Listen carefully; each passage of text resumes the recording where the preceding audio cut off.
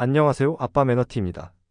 월배당 미국 30년 국채 ETF 타이거, 코덱스, SOL 커버드콜 11월 배당금과 주가를 정리해 보겠습니다. 구성 종목부터 보면 타이거의 경우 10월 말 대비 큰 변화가 없네요. 전반적으로 1에서 6위까지 비중이 아주 조금씩 늘었습니다.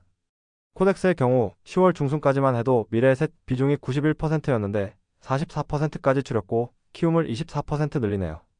SOL은 키움, 미래에셋 파생상품을 줄이고 삼성과 메리츠를 조금씩 늘렸습니다. 먼저 타이거 ETF 배당금을 보겠습니다. 11월 배당금은 92원으로 10월보다 2.2%가 줄었습니다.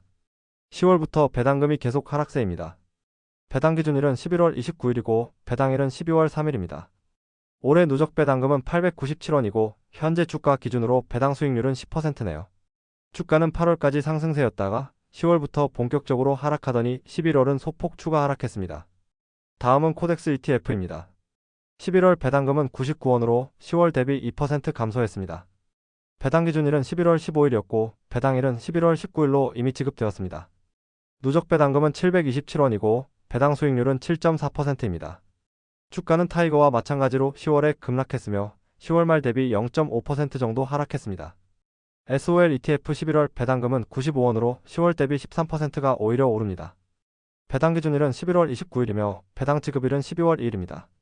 올해 누적 배당금은 1079원이고 배당 수익률은 11%예요. 주가는 앞에 두 ETF와는 다르게 오히려 11월에 반등을 합니다. 크진 않지만 10월 말보다 0.3%가 상승했어요. 새 ETF의 주가를 비교해보면 SOL이 손실률이 가장 낮고 코덱스가 가장 큽니다. 뭔가 코덱스가 오를 때는 많이 오르지 못하고 내릴 때는 크게 내리는 모습인데 코덱스가 배당 수익률도 가장 낮습니다. SOL은 오를 때 많이 오르고 내릴 땐 상대적으로 덜 내리는 느낌인데 참고로 자산 규모는 타이거가 1.16조원, 코덱스가 0.45조원, SOL이 0.2조원입니다. 30년물 채권금리와 주가를 비교해보면 9월 기준금리 인하를 하면서 채권금리도 크게 내렸다가 10월 초 중동쟁으로 인한 유가 상승 그리고 미국 경제지표가 잘 나오면서 12월 금리 인하 가능성이 줄어들며 채권금리가 급등합니다. 트럼프의 당선도 인플레이션이 재발할 것이라는 우려도 영향을 줬다고 하네요.